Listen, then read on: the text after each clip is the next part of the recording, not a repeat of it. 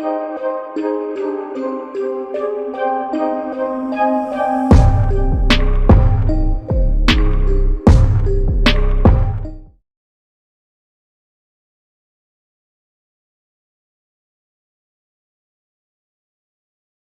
up, Rooted Collective? Welcome back to Awakened and Rooted, where the veil is thin, the vibes are deep, and the stories will make you question everything. If you're drawn to the mystical, the metaphysical, or the downright unexplainable, you are in the right place, so let's dive in.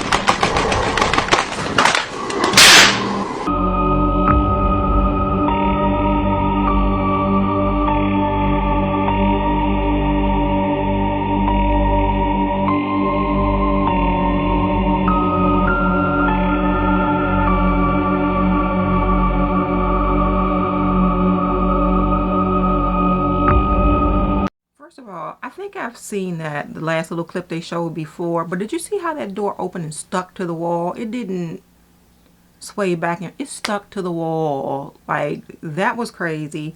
The breathing was crazy. The chairs moving was crazy. The thing was crazy.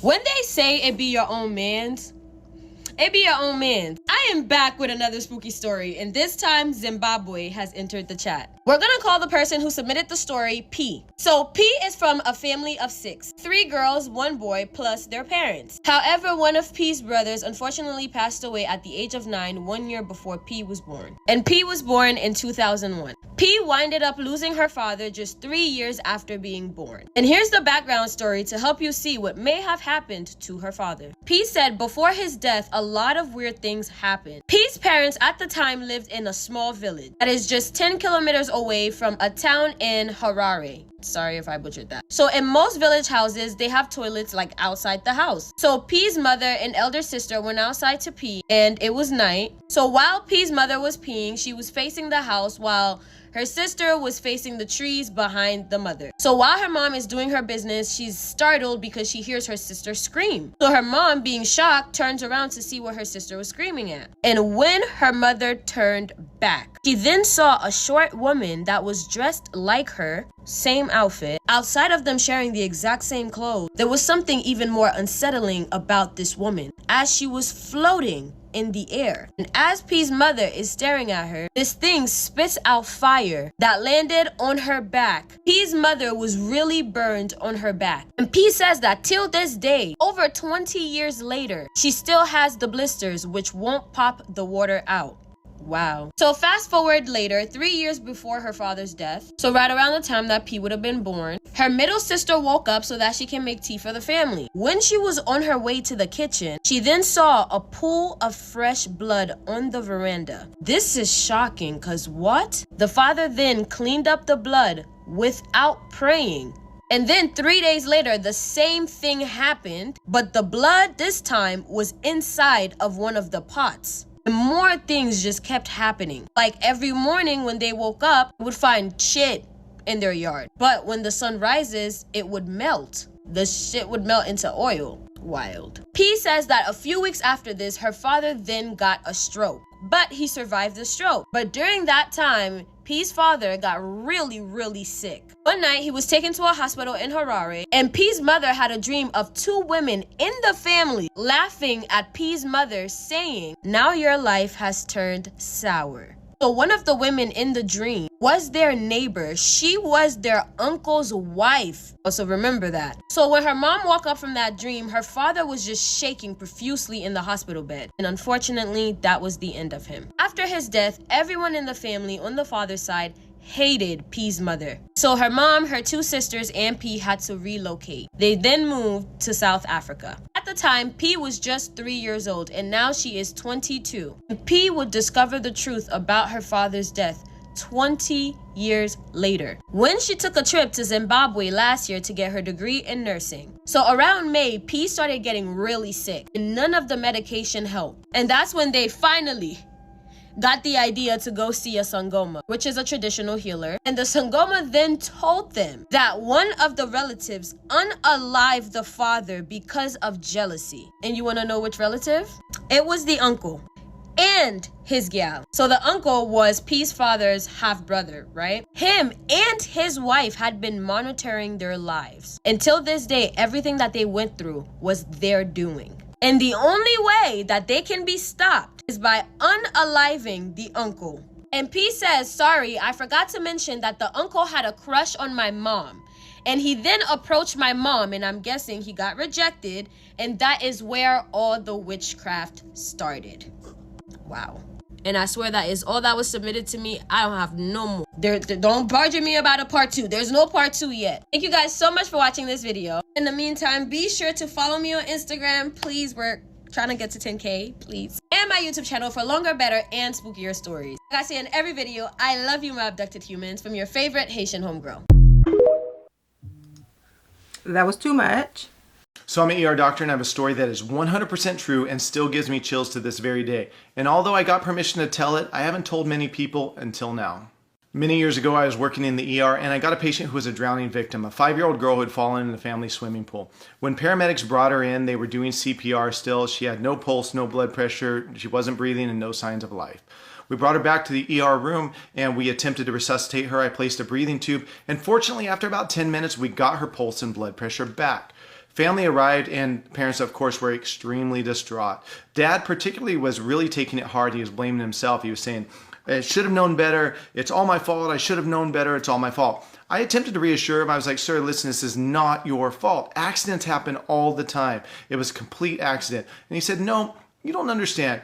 When I was a little kid, I went to stay with my grandparents and they told me not to go down to the river that was right behind their house. I wandered down there anyways. I got in the river, I got in trouble, and I almost drowned. I started screaming for help. My grandpa ran out of the house, dove in the water, and he saved my life, but he lost his that day." And the dad said, "First I killed my grandpa, now I almost killed my daughter." And I, again, tried to reassure him. I was like, "Sir, it's just an accident. It's not your fault. You know, everything will be okay." And the patient was admitted up to the pediatric ICU. A few days later, I'd gotten word that the little girl had woken up in the pediatric ICU and they had extubated her, taken out the breathing tube. So after my shift, I went up to visit with the family and the little girl. Obviously, the little girl wasn't talking too much because she's still recovering. So I'm talking to the mom and dad. They're extremely thankful. They're very grateful. And obviously, they're overwhelmingly ecstatic that she's going to survive this awful ordeal. So then I turn my attention to the little girl and I'm like, just sparking up natural conversation. "Hey, do you remember me?" And she's like, "No." And I said, "Do you remember the nurses? Do you remember the paramedics?" No. And out of nowhere, she goes, "I remember Sam." And I said, "Who's Sam?" She goes, "I don't know." And I said, "Okay, well, what was Sam doing?" Thinking, was he, doing chest compression, someone in the ER? I don't know. And she said, "He was holding my hand." And I said, "What did he look like?" She said, "He was wearing a hat and a funny jacket." And then I'm like, okay, I didn't know who she was talking about. Then the dad walks over and he's punching on his phone. And he pulls up a picture from Facebook and he points it at her and he goes, "Was that Sam?" And she said, "Yeah, that's him. That's Sam." And dad turns to mom and he goes, "Oh my God, that's my grandpa." So his grandpa, who had died 25 years earlier, saving him from drowning, was there holding her hand as we were doing the resuscitation. Literal goosebumps to this very day. That's absolutely her grandfather. Oh my goodness, love that story.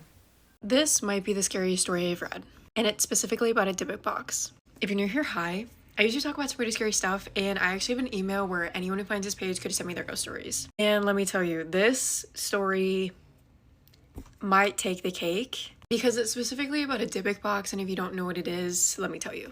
So this is a traditional Dybbuk box, and it actually derives from Jewish culture. It's said to hold a wandering spirit, but pause. This is also a Dybbuk box. And just to be clear that these vessels, both of them, hold malicious and malevolent spirits. And that's the whole premise of a Dybbuk box, is this evil spirit is living inside of this vessel, not able to escape and wreak havoc. The person who sent me this email did not tell me whether or not they wanted me to include their name, so I'm not going to because Dybbuk boxes are a little controversial. So this guy and his dad are watching this movie about a Dybbuk box. You probably get the premise of it: haunted box, box opens, ghost wreaks havoc on community. And after the movie ended, the dad decided to take it upon himself to purchase a Dybbuk box because he did not believe in it. The person who sent me this email included the fact that his dad did not purchase this from like eBay or Facebook Marketplace. This was like dark web kind of Dybbuk box. So a couple weeks later, it shows up at their doorstep. And his dad is super excited to open it because he fully thinks that this is a scam and that he just paid a bunch of money for this box that is covered in wax and is going to do nothing. This is where things start to get bad. The guy who sent me this email said that the moment they punctured the box that was holding the Dybbuk box, like the packaging, the smell of rotten meat started to seep out. If you don't know why that's bad, rotten meat is oftentimes associated with demonic activity. So the dad is like, here, take this outside, it stinks, we gotta let it air out. This kid sets it out on the back porch and they leave it out overnight. Nothing weird happens, nothing, until the next morning. And his dad says, hey, can you go get the box? I want to look at it. The person who sent me this email goes and retrieves it, only to find a circle of dead flies around the box. And again, we have red flag number 2 for demonic activity: flies. Specifically, insect activity that is not associated with the environment around it. Maybe it's because it smelled like rotting meat, I don't know. But the moment that they bring this into the house, their dogs start going absolutely crazy. We're talking growling, snarling, whimpering. They did not want anything to do with this box. So out of the fear that the animals would rip it up, they set it on a bookshelf and kind of left it alone for months. Fast forward to October, and this kid's sister comes home for Halloween. She brings a friend with her, and they immediately are like, that is so fake, what is that? And they're kind of mocking this box that is covered in wax and on this bookshelf. So he's explaining to his sister, you know, it's a Dybbuk box, at least allegedly it is, nothing weird's happened, but dad bought it because we watched this movie about it. But he thinks he got scammed. Sister and friend are like, hey, let's open it, why not? Like, if you guys think you got scammed, what's the harm in opening this? And I know some of you just clutched your pearls because what you think is gonna happen is gonna happen. They spent 20 full minutes trying to crack open this Dybbuk box. The moment it opened, the guy who sent me this says it felt like someone was brushing past him but holding a lighter to his skin. There was a singeing sensation. And the kid who sent me this specifically says that it was universally felt. It's just unsaid because they went from giggling and laughing about this box to cracking it open, and the moment it cracked open, silence. And inside of this box was human hair, a couple of leaves, along with ashes, and a 4-page letter that was written in Spanish, was literally falling apart at the seams. Now, the kid who sent me this email started freaking out and actually left his house, and after he came home, his parents and his sister were like, you have nothing to worry about. Like, this is totally a fake. We have nothing to worry about. This is where I personally think that things get really scary. The person who sent me this goes to sleep and immediately starts dreaming about his basement, like astral projection, where he is following this thing in his home. I genuinely mean thing because I don't know what to categorize this as. It's over 6.5 feet tall, gray, very slender, like not skinny, but starved. You can see its ribs. He specifically notes the ribs, but he cannot see its face. And this thing starts to trudge up the stairs into the main part of the home where everyone is sleeping. And y'all know where this is going. This being reaches the person who sent me this door and starts to open it.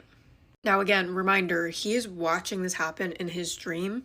He gets so scared that he just jolts up in bed and wakes up from this terrible dream, only to see his door actually open. And there is nobody that he can physically see behind the door. So this door just opened by itself. After he sees this, he gets up, runs to his parents' room, wakes them up, and tells them what happened. And they think it's a prank because it was around Halloween time. And he is begging and pleading with them, like, no, this is not a joke. We need to get rid of that. And I'm almost certain that these people still have this Dybbuk box in their home, because that's where it ends. And the person who sent me this just says a closing statement of, if you want to hear more, I have more stories that people wouldn't believe. I'll be honest, this is the first and only story I've had about a Dybbuk box specifically. And there is just something so strange about these haunted objects. Most notable one being in Zach Bagan's Haunted Museum in Las Vegas. And I don't know, there's just something weird about these haunted objects. Like, there's just weird aura around them. But anyways, that's gonna do it for me. Stay tuned for more stories. There's something wrong with my mirror. Hey bestie, go on and get your snack, baby. Now, why are you thinking about a meal when I just said a snack? We ain't gonna get no better. Summer is around the corner. Anyways, I got my snack. It's a snack. For the sake of the story, let's call this guy Marcus. Now, Marcus said that this started out of nowhere. Every night, right before bed, he would catch something off about his mirror. And at first it was small things like the reflection blinked a little slower than he did, or like his head was tilted at a slightly different angle than he remembers moving it. And of course, like, he started to brush it off like, oh, maybe I'm just bugging, like, I'm tired, you know, whatever. Maybe my eyes, maybe I need glasses. Okay, because that's what people always do. They always brush it off. But then it was just getting worse. One night, he was just brushing his teeth, you know, getting ready to go to bed. And then he noticed his reflection wasn't following him. Again, at first he thought he was bugging, so he's like, let me see. So he started brushing and brushing and brushing, and then he like lifted his toothbrush. To his worst nightmare, his reflection didn't follow. It just stood there, staring at him, with the mouth still open, because mind you, he was brushing his teeth, right? So here he is. Here is his reflection staring back at him, mouth open, eyes open wide. He got his toothbrush up here. His reflection's toothbrush is still over here. His whole body took a screenshot, y'all. And at that point, internally, he's screaming like a 2-year-old girl. So he just slowly backs away from the mirror. He's like slowly backing away from it. As he's doing that, he could have sworn that the reflection started to smile at him. He wasn't smiling. He was terrified. He was nowhere near a smile. So he tries to back away just a little faster. And it seems like the faster he tries to back away, the wider the smile started to get. To the point where he can see all of his teeth. His teeth, but really like, you know, the reflection's teeth. At that point, he ran. He ran out of that bathroom. He gets to his living room and he starts FaceTiming his friend. His best friend at the time to, you know, kind of like tell him what's happening right now. And at this point, he's avoiding every mirror he has in his house. He don't want to look at no mirrors. So he FaceTimed his friend and his friend answers and he's like talking. He can't even get it out. So the friend is like, what happened? Like, what? And of course, him trying to explain what just happened and him being terrified, he's not making sense. So the friend is very confused. He's frantic on the phone. And as he's trying to get, like, what he's trying to get out, his friend looked like he's seen a ghost. Like, his friend changes from what happened to... But he's like, what? The friend is like, your reflection is looking at you, because where he was standing, there was a mirror behind him. So he's holding the phone right here on FaceTime, and there's a mirror behind him. Now, this mirror should have his back facing, right? No, it has him facing his back. Now, at that point, I feel like the friend started to catch on. So the friend is like, get out of the apartment right now. Marcus is like, type shit. And he leaves. He dipped. It was only after he left the apartment that his friend really told him what he saw, because his friend ended up taking a screenshot, but he didn't want to tell him to freak Marcus out more than he was already freaked out. So he ended up going to that friend's house and spending the night there. Eventually, he had to go back to his apartment, and he said that never happened again. He don't know where it's from. He don't know why it happened. But thank God that the friend saw what he saw, because nobody would believe him. And nobody does believe him. Whenever he tries to tell somebody about this, nobody believes him. Until he shows them that screenshot that the friend took over FaceTime, but people still accuse him of editing that, trying to scare them. But till this day, he has no explanation as to why that happened. Me personally, I feel like he should buy my book. An ebook that I dropped that you guys love so much that teaches you how to protect yourself from all of these things. I'm not even joking. I'm so dead ass. I really do think he should buy the book, or at least go to somebody that helped him find out what that was, because there's no way that happened and then it stopped and there's no meaning behind that. That thing is still haunting him. He probably don't even know. But anyways, thank all of you guys that have been buying my book and that loves it. If you did buy the book and you love it, please comment down below, give your honest review. Let me know what you had for snack time, even though we know it's a meal. Also, who's from Atlanta and Houston? Because I'll probably be in Atlanta for my birthday in May, but I'll definitely be in Houston in June, and I want to meet some of you guys. The real Blizzy. I absolutely love her stories, but this one, that was a demon, I believe. And your friend saved your life. And can we see the screenshot?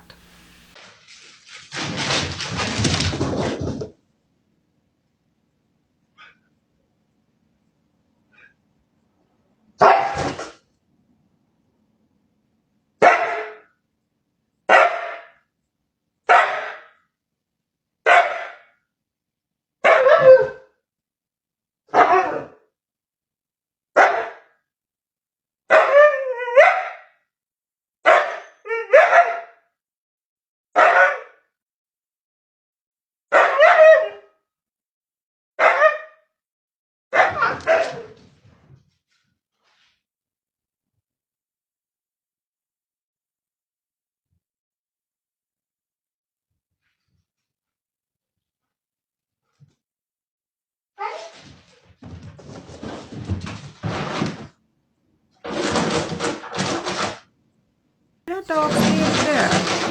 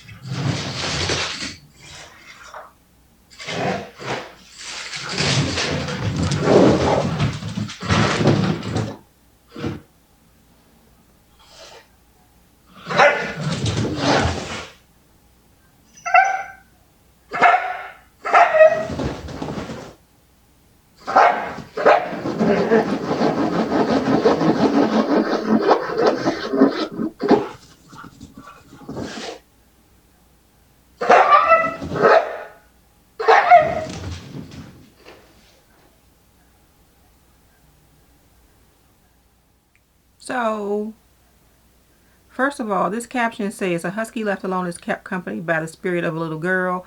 That little girl ain't keeping him company. That dog is terrified. And dogs don't lie about stuff like that. He saw something and it terrified him. How dare you say it was an invisible friend? This wasn't a friend. So I'm at work and I was just at a warehouse waiting for some freight, and I see like a 60-year-old woman come in. She happened to be a truck driver. So she sat next to me and we happened to start talking for a long ass time because we was both waiting on our freight for about 45 minutes. We eventually started talking about how powerful your mind is, especially as a kid. I was like, yeah, I agree. The mind is a very powerful thing. And she looked at me with a real serious face like, boy, you have no idea. So I'm thinking she's about to start rambling about some Googleable scientific fact bull. She didn't. She asked me, she was like, have you ever had an imaginary friend? And I was like, no, I don't think so. She was like, you sure? I was like, well, now I don't fucking know. But I was like, no, I'm pretty sure I didn't have an imaginary friend. It was like a lot of kids make up an imaginary friend so vivid as a child that they don't even realize that it was an imaginary friend. And she was like, you may have been one of those kids. And I was like, well, how would I know? It was like, did you ever have a friend, like in elementary school, that was like your best friend? Like that y'all got along so great, and they kind of like came like at a weird part of the year, and y'all hung out and y'all had so much in common, and out of nowhere they just left. Like out of nowhere they just stopped coming to school. Or they just moved away. I was like, yeah, I remember his name and everything. Willie Wilson, short brown skinned guy, Detroit, went to Sanders Elementary. Yeah, I remember, yeah, he was a real person. Yeah. She was like, you sure? You positive?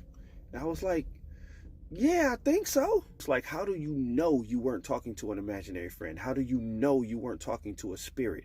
How do you know you wasn't talking to an old reincarnated soul, just hanging out for a little minute? You know, Willie Wilson is a very old name. So just to end the conversation and entertain her, I was just like, okay, yeah, right. He probably was a spirit or imaginary or whatever. Ha ha ha. But I'm not gonna lie, I've been thinking about this shit since yesterday, and the more I think about it, this shit is freaking me out. I'm like going over everything in my head. Like, he came late in the school year. He left in the middle of summer. He always wore like the same clothes, but we was inner city kids in Detroit. So I'm thinking like, shit, we was just poor. Everybody had on the same shit every day.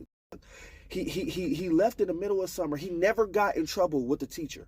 He was one of the only, and we had a mean ass teacher. He never got in trouble with the fucking teacher. Almost like the teacher just ignored him fucking completely. He never won anything, wasn't selected for anything. He didn't play any sports, didn't have any siblings on parent teacher conference day and all that shit. Nobody met his parents. And the thing I was really thinking about was, he used to come to my house sometimes, like just after school or on the weekend, and I never used to question it. But like, we was in the 4th grade, we was in the 3rd grade. Like, how did you get over here? Like, who let you come?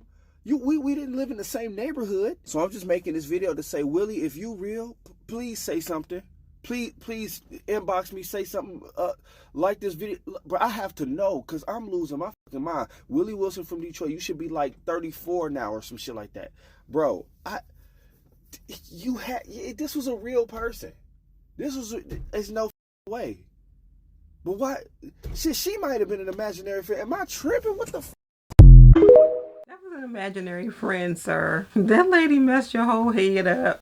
This is probably the scariest case to come out of the Appalachian Mountains. Now, this one is personal to me because I actually worked on this case. Now, I had a friend who lived in North Carolina, and he was a paranormal investigator. He reaches out to me one day and is like, hey, so I got this weird case, and, I'm kind of stumped. Like, could you help me with it? Apparently, there was this Native American family who lived on the reservation, and they had a daughter who was like 16 or 17. And at the time, she was getting dropped off from a friend's house one night at her parents' home. Well, her friend drops her off, and she said when she got out of the car, she had to walk down this like bumpy, gravelly, muddy road. And she said as she's walking down this gravel road, and right next to her, is the woods, she sees this man standing on the side of the road. And she said he had this black hat on, a black cloak, and she said she couldn't really see his face at the time because it was turned. And she said as she walked a little closer to him, he turned his face, and she said he had no mouth, no nose, but these solid red eyes, and he was just staring at her. Well, she said, she walked as fast as she could to the house, and this man began like following her. So she runs inside her house, and she's like screaming, crying at this time. Her dad's like, what's going on? Like, why are you crying? And she said, there's this man out there in a hat, and like he was following me. So her dad runs out of the house and just starts looking for this guy. He doesn't find anyone. He doesn't see anything. And he's like, "You sure there was a guy out there?" And she's like, "Yeah, I seen him. Like, he was on the road and he was like, followed me to the house." So a couple weeks pass and they start noticing that their daughter is waking up at night from having these terrible dreams, that she is seeing this man in her room. And not only that, she is waking up with these scratches all over her body. In the next coming months, right, there was something banging on the windows, banging on the doors, right? They could hear scratching sounds coming from the roof all night long, except when the father would go and investigate and try to figure out what was going on, like he couldn't find anything. And then one night, the daughter is having like this terrible nightmare, and the mother in the other room, she could hear this going on. So she walks over to her bedroom, which the door is halfway open. She looks in and she said she could see a man standing next to her bed with this hat and this cloak on. She goes in her room, she flips on the lights, and she said it was gone. And not only this thing was, attacking, this girl was attacking their home. It had left scratch marks on the truck, on the home. There were claw mark footprints all around the home. These are real pictures from some of the damage that it was causing and the scratch marks that it left on this girl. Now, I started looking into this case and I started researching what we come to know today as the Hat Man. And as I got deeper into this case, I started to notice weird things were happening to me. Like, I lived up in Chicago at the time, and one night I'm asleep. And I just remember it was 3 a.m. I wake up to the sound of a scream. And I'd never heard anything like that before. So I immediately jump up. I think someone's in the house. Like, what is going on? I searched my entire home. There was no one there. The doors were locked. The windows were closed. So as I'm getting ready to go back to bed, I walk past the living room. And as I turn, sitting in a lazy boy recliner is what looks like a man in a cloak and a hat, just rocking. And I look again, he's gone. But I could see movement of the chair, and that's someone obviously had bumped it or had been sitting in it. And that like sent chills down my back. And I immediately like went into the bedroom, closed the door. And mysteriously, as all of this started, it just one day stopped. And to me, what I thought personally was this was a case of the Hat Man.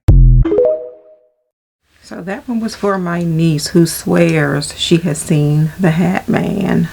All right, y'all, story time. So this is about the time that I managed a metaphysical supply store, a spiritual store, a witchcraft store. It was a regular day. I'm in the back office doing manager shit. I have one of my employees in the front of the store, greeting customers. A customer comes into the store and informs my employee that they wish to leave a blessing on the store. Without my knowledge, my employee agrees to let this person do this. So this man walks to the back corner of the store and crouches down really low and starts doing whatever the fuck he's doing, putting a blessing on the store. Again, I had no knowledge of this. I just thought the guy was shopping. We see all types of weird shit, so I didn't question it. The guy leaves. About 10 minutes later, my head starts pounding. I start to feel lethargic, sleepy, like my vision was a little blurry. So I get up. I'm like, let me walk this shit off, figure out what the fuck is going on. Why do I feel like this? As I'm walking out into the hallway, my employee meets me. That's when she tells me she also has a headache. We got headaches at the exact same time. She also mentioned feeling drained and lethargic. That's when she told me what happened. Immediately no. I almost had a conniption because why would you allow this? Regardless, we make the connection and we immediately go into witch mode. We sound cleanse. I began smoke cleansing. I walked to the area where he left his blessing to cleanse it. And out of the corner of my eye, I see a shadowy figure, a dark shadowy figure, like a shadow person, if you will. But this figure appears to be running out of the room that I'm cleansing. So I'm like, okay, this shit is working. I'm a little spooked, but not really. It's not my first time seeing shit. Of course, the front door was open because what's the point of you smoke cleansing if there's nowhere for these spirits to go? They twerking all in your space, feet up on the table, and you think you doing something. But that's neither here nor there. We both felt better after we were done cleansing the store. We burned our incense. Needless to say, we didn't allow anyone else to come into the store to bless the store. Never let them do it in the first place. People don't mean you good all the time. Why would somebody from the middle of nowhere that you don't know from Adam ask you if they can bless your store? Never. Story time of how I went to New Orleans and experienced the weirdest paranormal activity. Now, I'm aware New Orleans is a portal, and her energy is extremely thick. You either love New Orleans or dislike it. As for me, I love New Orleans. Their culture, the people, the food, the history, top tier. Now, I always have love for New Orleans, being that my dad and my mom is Haitian, and it's also said that Haiti and New Orleans are considered sisters, with all their related history, such as the food, the architecture, their spiritual practices, hoodoo, voodoo, the list goes on. Now, back in 2022, me and my husband decided to pay a visit in New Orleans again. Now, mind you, we've been to all the tourist sites, the French Quarter, the Garden District, the Lafayette Cemetery, Bourbon Street, the list goes on. Now, mind you, I haven't experienced too many paranormal or ghost activities as much because I had a spiritual protection around me. But however, on this particular day, while walking on Jackson Square, I had my first encounter. And that was in the St. Louis Cathedral. Yes, the church. So on that particular morning, me and my husband, we were strolling. We decided to say, hey, why not just pay a visit to inside the church? And I heard they had like a gift shop in there, etc. So I decided to take a walk inside. Now, before heading inside, my husband got a phone call and he just told me he'll meet me inside when he's done. Now, as soon as I stepped a foot in that church, tell me why I was immediately stopped. Not by a person, but by multiple heavy, I don't know if it was spirits or whatever it was, but it was a heavy ass energy in there. Mind you, I was able to move with my eyes. Like, I looked towards my right, I seen a statue, I seen saints and candles lit, and I looked towards my left and I saw the gift shop there. Now, every second felt more dense and got more heavy, and I was like, okay, what's going on here? Now, I'm a type of person like to feel the energy out and to basically dissect it and see what's going on. Is this energy good or bad? And being that I'm an intuitive person, I could feel, hear, smell, and understand energy quite well. And I was also able to detect that the energy that I was feeling was good and bad. The good side is that was my spiritual team with me. On the negative side, that was the energy that was stuck in that church. I don't know what happened in that church back in the 1800s, 1900s, but something is lingering in there. It was lots of spirits lingering in there. Because as soon as I walked in there, it just felt like all eyes was on me. And not in a good way. It was like, oh shit, she could see me. And everybody, it's like for some reason, everybody was walking around normal. They were shopping. They was going into church. They was going further in the church. I couldn't even step a foot inside the church. I couldn't go further. I couldn't get out of the lobby. My feet was not moving at all. I decided to go shift my way in towards the gift shop and trying to move myself, whatever, because it just got more heavier and heavier. I'm trying to make my way out the front door, but I don't know, for some reason I made my way towards the gift shop. And it was also a part of me wanting to get souvenirs at the beginning. So I think that's another reason why my mind was just shifting my way towards the gift shop. Now, as I'm in there for only a few seconds. My husband walks in and he's looking around for me. I'm trying to wave to him to say, hey, I'm right here. But before he even got a chance to see me, he stopped at that front door. He made this face like, and then he turned around and walked out. That right there was intentional. Okay, yeah, he's feeling what I'm feeling. Now, as I'm in the gift shop, I'm looking around. I see the rosaries and a whole bunch of pictures of the saints and stuff like that. So again, one side of me was like, okay, I felt my spiritual team around me, my ancestors, my guides, my guardian angels. I already know I felt their presence around me, and they were shielding me. The reason why I'm laughing because I know for a fact they're telling me to get the fuck out of there. Like, what are you doing in this gift shop, child? Get the fuck out. So they asked to swoop my ass out of there. Literally, I felt like I was floating. Like my feet was just floating out of there. Like, I was out. Soon as I head out that door, my head felt like a pop. Like, I felt like a pop of like you know how you're on a flight and then your ear starts to pop? I felt that type of like pop. That's how dense the fucking energy was in that church. Now, I see my husband sitting on the bench, and I walked next to him, and I couldn't even fucking breathe. I couldn't even talk. So he's looking at me like, yo, babe, what happened? And I'm like, yo, give me a second. I'm saying Psalm 23 over and over and over in my head. I'm trying to ground myself and everything because I'm trying to figure out what's going on here or what the fuck I just experienced or happened. So I finally caught my breath, and I finally felt grounded after saying my Psalms, because when you encounter something like that, the fastest thing you want to do is ground yourself. So I turned to my husband. I was like, yo, babe, as I walked in there, I don't know what I was experiencing. I felt something extremely dense and crazy. I felt like it was a whole bunch of spirits floating in the air all around me. I don't know what the fuck it was. And he looks at me and was like, yo, babe, I felt the same thing. I walked in there. I felt like an energy trying to swoop me up, and I got the fuck out of there. So I turned around and looked at him like, why didn't you come inside and get me? And he was like, oh, I thought you were further in the church. And I was not trying to go further in there because the energy felt like it was getting heavier and heavier. So I was like, okay, me and you experiencing the same thing, and everybody else walking in that shop and that in the shop and inside the church and taking pictures, walking around like it's nothing. And he was like, I don't know what's going on. He said, out of all the places that we experienced, I would never thought I would experience something like that in a church. And we both agreed to that. But as I walked out and I felt like myself again, I called my mom, you know, being that she's Haitian, and, you know, I'm trying to ask her what's the meaning behind that.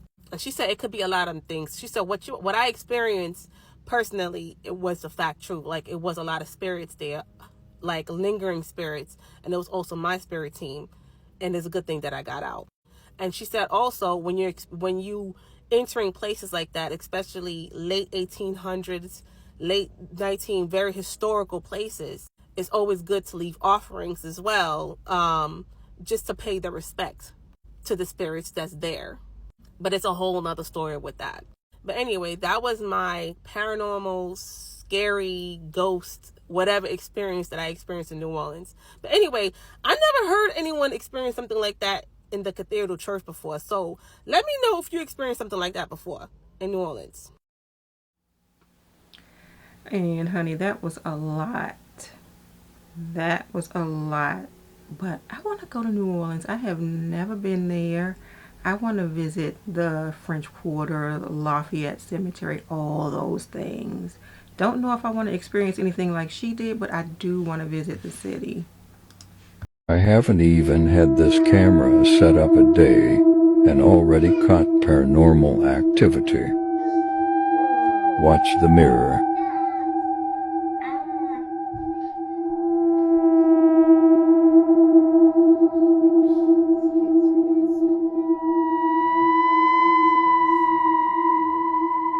I hate this creepy AF haunted, spooky, ghoul-infested house. Oh my God, was that real? Does he actually like have the Hat Man in his house? I have to tell you about this creepy ghost encounter that I just had. And if you guys like creepy ghost stuff, this is for you. If not, keep scrolling. So there's this restaurant in Delaware. It's one of the most haunted restaurants. It's called Dead Presidents, and it's from like the 1800s. I'm sitting in car line and this lady got out of her car, so I feel like she's staring at me take this video. It's worth it though. So every time I go there, I always go down to this certain bathroom, which is like the most haunted spot in it. I went down last weekend, I hung out down there, heard nothing. Then I went back again this past weekend, and I was like, all right, I'm just gonna look in the mirror because I heard that can like trigger things. And I kept hearing like an older woman with a raspier voice, and she was talking but like mumbling underneath the stalls. And it's only 2 stalls. It's like a really tiny bathroom. There's like exposed brick from who knows how long ago. It's really, really old.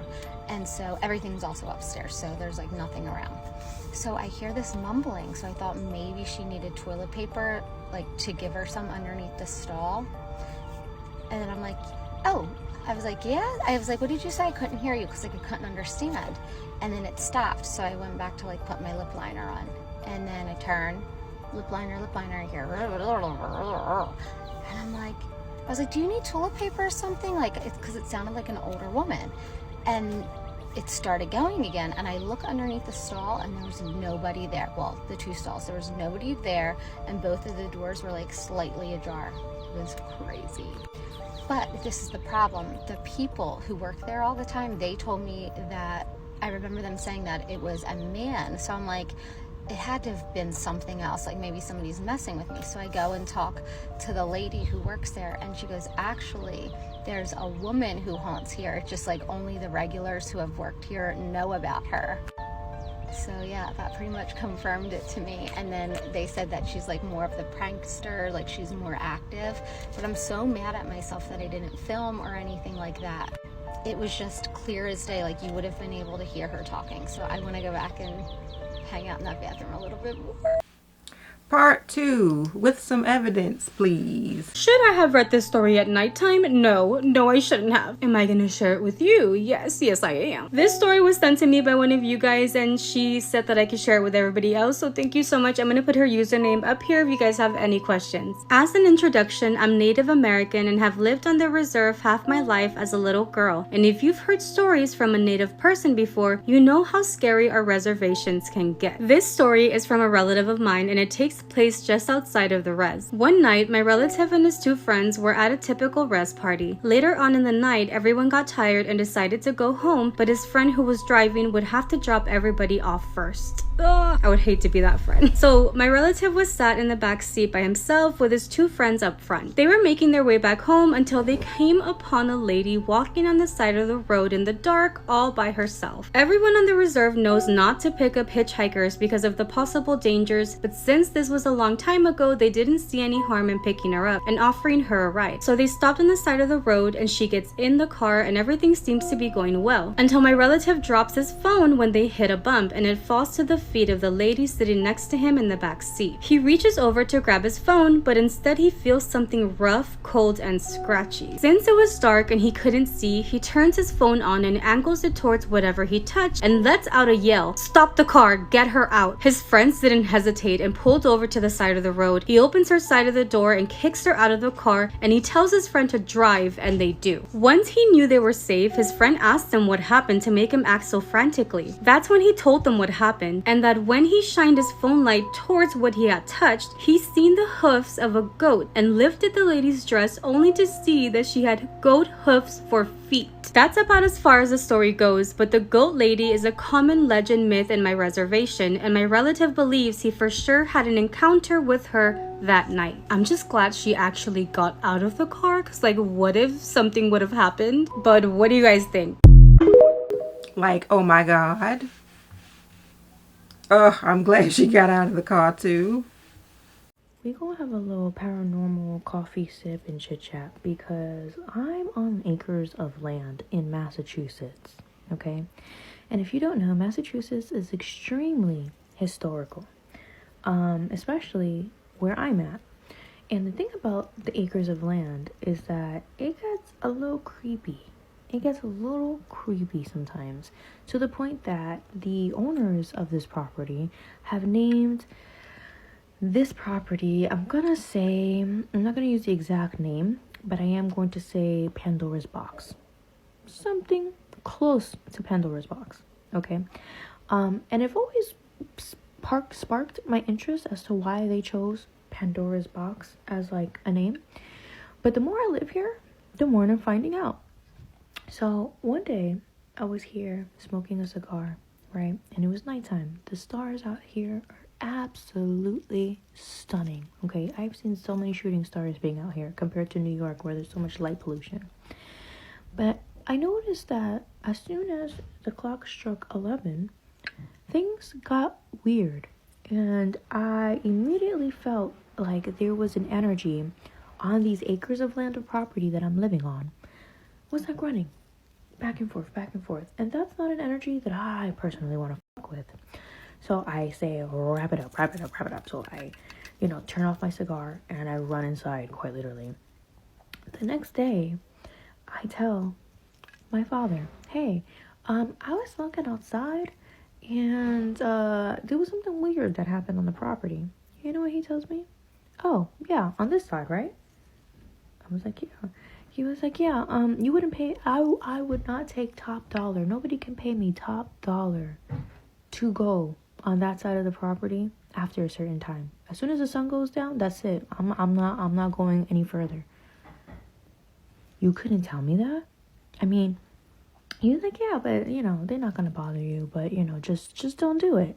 Just don't do it. And I'm like, oh, another time, I need to get something from the garage. And I was like, you know what? I want to do this now, okay? Because if I don't do it now, I'm not going to get it done. I have the energy. Let's do it. So I'm going ahead. I'm doing it. But the garage has a lot of stuff. And the thing that I needed was all the way in the back. So I needed to figure out how to pull things out, to then pull my item out, to then put things back the way I found it, mind you, and then lock it up and then bring it into the house. Why, all of a sudden, I get this intuitive ping, because it's on the side of the house that is the forbidden, you cannot pay me $1 million to be out there at night. And I'm like, something feels suspicious. Something feels odd. And then I started to notice that the sun is going down. And it's going down quite fast. And I'm like, I gotta wrap it up. I gotta wrap it up. So I'm here frantically I'm like, God, please. Because the vibes was getting more and more and more intense. And with this property in particular, it's not necessarily what you're seeing, but it's what you feel is looking at you that you can't see. That is what's given the spooky ook. And it's after the sun goes down, there's some type of something that happens here where things come out to play. Okay, there have been times that I could have sworn, and they're like, oh, we have animals on the property. We have and it's just like, So yesterday I was out, and this was during the day. This is why I'm telling the story, because the property, I guess, is just loving the fact that I'm here. So yesterday I'm out sitting in the sunroom, which is like a little room before you enter the house fully. It's like a mud room. But they decked it out. They have a couch there, so you can sit, you can chill, you can have your coffee out there. And I go and I read out there quite frequently. And it's overlooking said area. And it's been really windy in a lot of different places. But over here in Massachusetts, it's been real windy. And as I'm like monitoring the wind and just kind of enjoying the vibes, all of a sudden, I hear this whisper in my ear. This man whisper in my ear, mind you. It's only me and my dad at home. My dad is knocked out because I can hear him snoring. So it's not my dad. And there's no one around around our property because, again, we're on acres of land. So who the fuck is that? So I say, you know the words? What is it? Wrap it up. Wrap it up. So we wrap it up. We go inside and we continue to have our coffee. And mind you, this is like at 9 a.m. This is early. The sun is out. What's going on? So my mom comes home from doing whatever errands she was doing. And I tell her my experience. Like, hey, I heard a man whisper in my ear when I was out in the sunroom. And she goes, oh, that's so odd. Because the place that I was in, which was like a place where nuns go to sleep. I forgot the name of that place. But where nuns go to sleep. Where they rest their space. She was like, yeah, because I had to be there for a specific thing, and it just so happens to be that nuns also use this building to sleep, whatever. She was like, yeah, and I was walking down the hallway, and I heard a man whisper in my ear, and I thought there was a man there, so I turned around to hi, because we say hi over here, so hi, and there was nobody there. And then she was like, and then I was like, you know what, I ain't hear that, right? You didn't hear it, you didn't see it, just go back home, right? So she's like, I ain't hear that right now. So let me just go into the elevator and let me just leave this building. As she goes into the elevator, she tells me that as soon as the elevator was about to close, it was almost as if somebody put like their hand out and the elevator doors opened again. But there's nobody there. So she was like, And she pressed her button and she got out of there as soon as possible. So all of this, I'm telling you all of this to tell you something spooky is happening in Pandora's box over here. And just prepare, because it's just getting spookier and spookier. Let me know in the comments if you want to see the vibes that I'm talking about, because I'm gonna be up tonight. We got time tonight, and I could record a little snippet of the property if you don't believe me. See you later. All right, so I think it's a convent where nuns live. Yeah, wrap it up. There's too much stuff happening on this acres of land that you live on. So I was just walking my dog around the neighborhood, and at one point I look up and I see a green balloon floating in the sky, and I'm like, oh no, somebody lost their balloon, that's so sad. And we keep walking. Tell me why I just got home and I see that. What?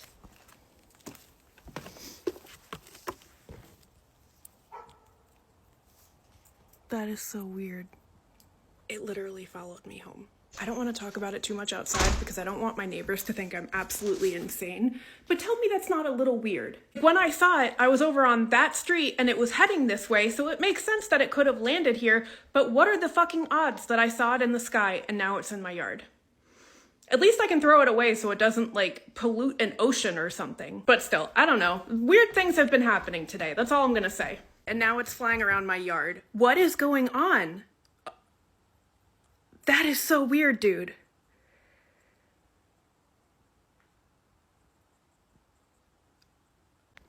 What is that, buddy?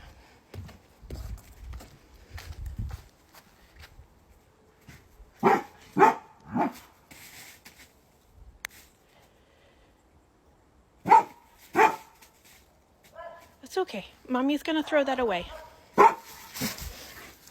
No. Come here. You. Got it.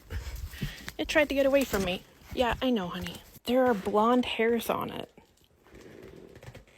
I know people are gonna think I'm crazy, but that is wild that it followed me home and then followed me into the backyard. I'm going to pop it just so it doesn't cause any pollution.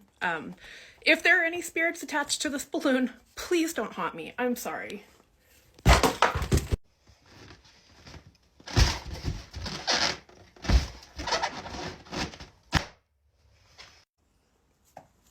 Okay. Am I crazy? Is that not a little weird? Honey, that is not a little weird. That is a lot weird. And then the way it was floating around when the dog was playing with it, like somebody might have had it in their hand. Glad you popped it. And I wonder what happened around your house after you popped it. Might have to look that up. Okay. Story time again on our haunted house. We bought this house a year ago this week, actually. And it's 116 years old, and it's been sitting, and it sat vacant for a little over a year before we bought it. So before we bought it, you can see right here in this picture, there was broken glass. There had been people probably broken into the house, squatted in the house. Good shape. And there was about an inch thick of dirt in the whole entire house. It was so disgusting, gross. There was broken windows throughout the house. But we really wanted to buy it and to fix it up and make it like our dream home because it's so cute. So we get to work on it, making it cute. This is our first project we did. Fireplace in the front. Formal living room and dining room. And we redid the floors, we painted. Obviously we're missing our baseboards in this picture. Another floor picture. Of course, as we're like demoing and redoing stuff, we're finding like really old newspapers that are anywhere between 60 years old to 100 years old. Like literally look at those pictures. So funny. And this newspaper is actually from Chicago, and I don't live anywhere near Chicago, so that's weird.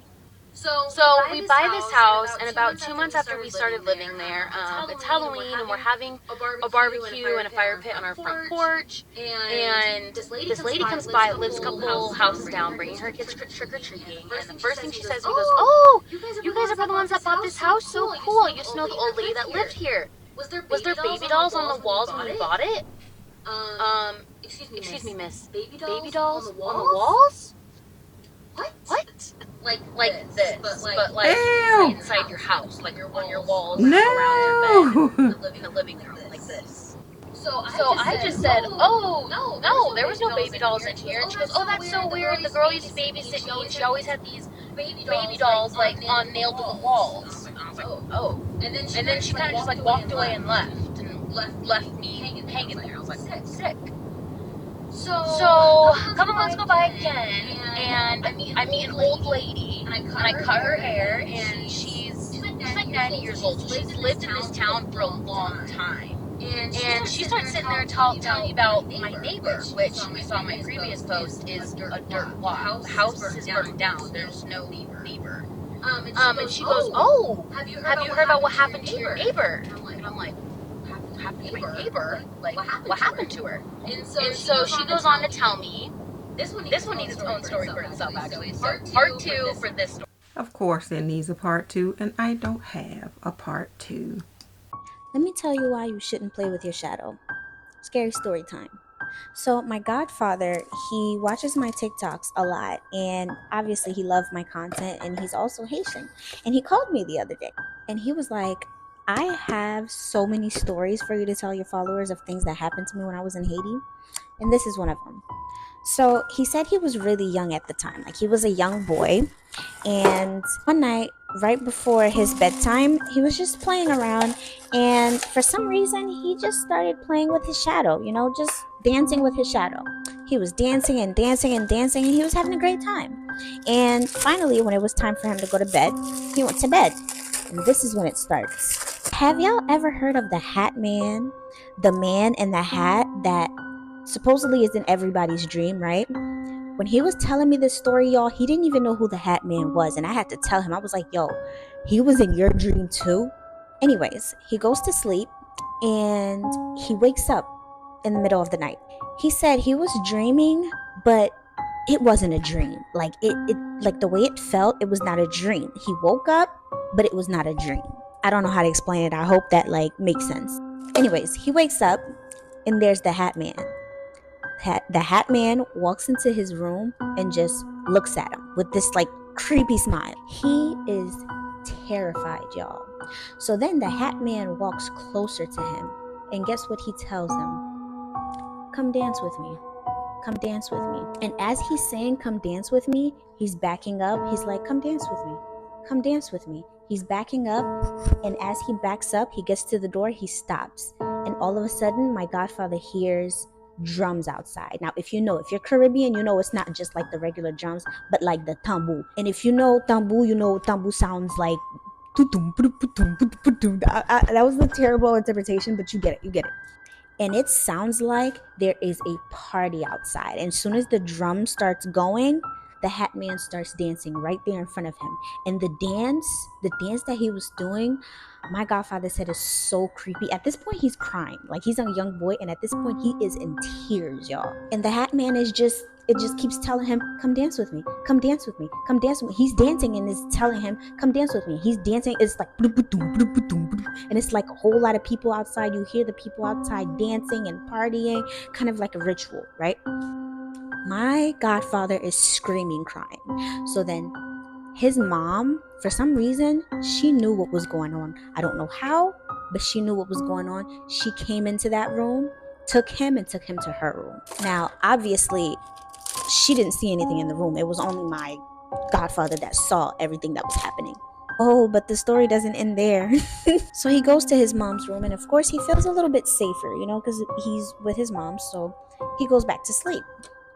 Then he starts dreaming again, but this time the dream was a little different. Oh, I cut it off.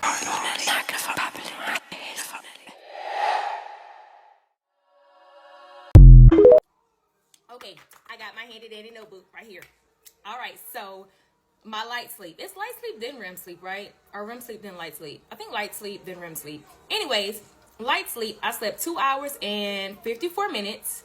This is one of the most important stages. It's one of the best times to actually get up is during light sleep, so you can feel refreshed. So it happens in the beginning, and I think at the end as well.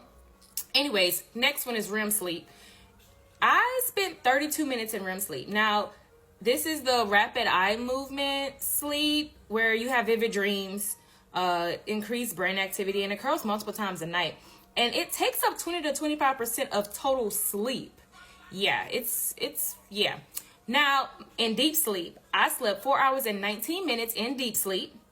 And this is where you keep things in memory. So, like, in total, I slept 7 hours and 44 minutes with, I think, 34 or 37 minutes away. Now, mind you, it did say I had, like, one noise clip. And no, I was not talking in my sleep. Nope. So I do this thing where just when I'm about to, like, go to sleep, I have to get up and go to the bathroom.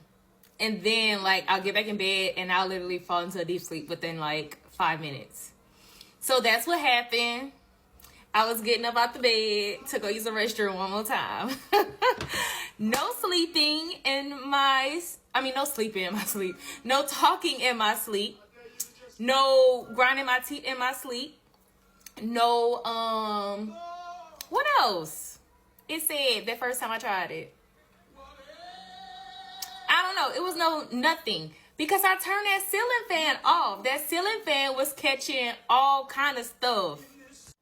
Okay, so listen, I gotta go because I need to get my daughter ready for her 100th day of school. So they dress like old people.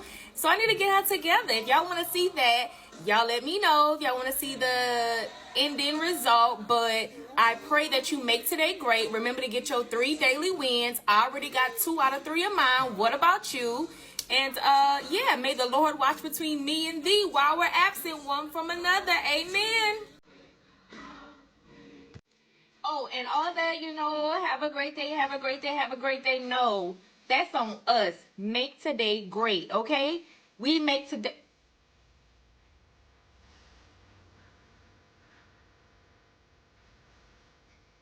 Socks on my feet. Let me go. I got to go. So I was just getting ready to say, what are we missing? Because it said watch till the end, but now I see.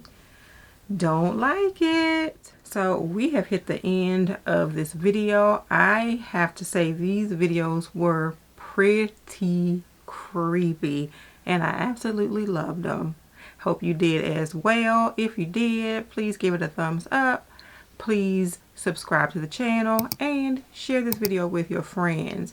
And until the next time, stay curious, stay grounded, and I will see you in the next video. Bye.